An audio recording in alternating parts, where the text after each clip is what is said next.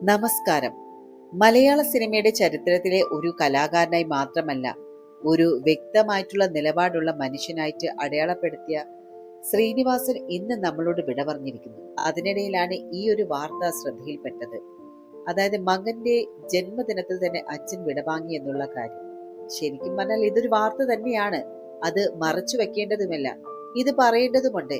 പക്ഷെ എങ്ങനെ പറയണം, എത്രത്തോളം പറയണം, ആരെയെല്ലാം വേദനിപ്പിച്ചുകൊണ്ടായിരിക്കും ഈ പറയുന്നത്? ഇവിടെ നിന്നാണ് ഈ വിഷയത്തിന്റെ യഥാർത്ഥ ചോദ്യങ്ങൾ തുടങ്ങുന്നത്.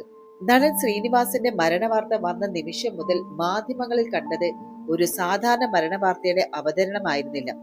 പ്രത്യേക സ്റ്റോറികളും നീണ്ട പാക്കേജുകളും പശ്ചാത്തല സംഗീതം, വികാരമുണർത്തുന്ന തലക്കെട്ടുകൾ.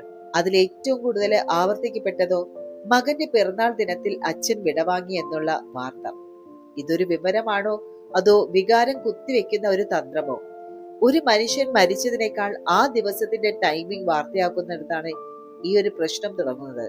ദുഃഖത്തെ ഫ്രെയിം ചെയ്യുമ്പോൾ, അതായത് ഒരു മരണവീട് ഒരു ക്യാമറ ഫ്രെയിമിനുള്ളിൽ എങ്ങനെ അവതരിപ്പിക്കപ്പെടണം? ഇതൊരു കുടുംബത്തിന്റെ ഏറ്റവും തകർന്ന ഒരു നിമിഷമാണ്. അവിടെ ക്യാമറ എവിടെ നിർത്തണം, ആരുടെ മുഖം കാണിക്കണം, ആരുടെ കണ്ണീർ പകർത്തണം?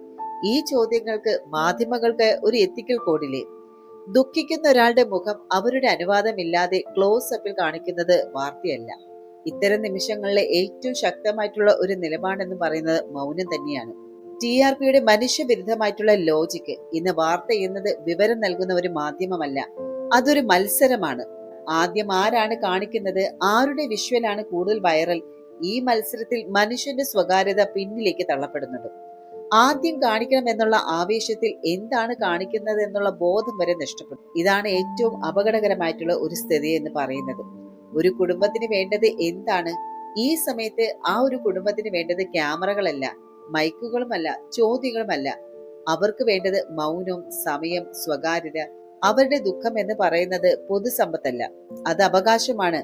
സമൂഹമായിട്ട് നമ്മൾ പഠിക്കേണ്ട ഒരു വിമർശനം മാധ്യമങ്ങൾക്ക് മാത്രം വേണ്ടിയല്ല, നമ്മൾ ഓരോരുത്തർക്കും, ഇത് കാണുന്ന പ്രേക്ഷകരുമാണ്. നമ്മൾ ഇത്തരം കണ്ടന്റ് കൂടുതൽ കാണുമ്പോൾ അതിന് കൂടുതൽ സ്ഥലം സൃഷ്ടിക്കപ്പെടുന്നുണ്ട്. ചോദിക്കേണ്ടത് ഇതാണ്: ഇത് അറിയേണ്ടതുണ്ടോ, അല്ലെങ്കിൽ ഇത് കാണേണ്ടതുണ്ടോ? ഇത് മറ്റൊരാളെ വേദനിപ്പിക്കുമോ? നടൻ ശ്രീനിവാസിന്റെ വിയോഗം എന്ന് പറയുന്നത് ഒരു വലിയ നഷ്ടം തന്നെയാണ്. പക്ഷേ ആ നഷ്ടത്തെ മനുഷ്യത്തോടു കൂടി അവതരിപ്പിക്കാൻ നമ്മൾ പഠിക്കണം. അവസാനം ഒരു ചോദ്യം മാത്രം: വാർത്ത എന്ന് പറയുന്നത് മനുഷ്യന് വേണ്ടിയാണോ അതോ മനുഷ്യൻ വാർത്തയ്ക്ക് വേണ്ടിയാണോ? നിങ്ങളുടെ അഭിപ്രായം കമന്റ് ബോക്സിൽ തീർച്ചയായിട്ടും രേഖപ്പെടുത്തും.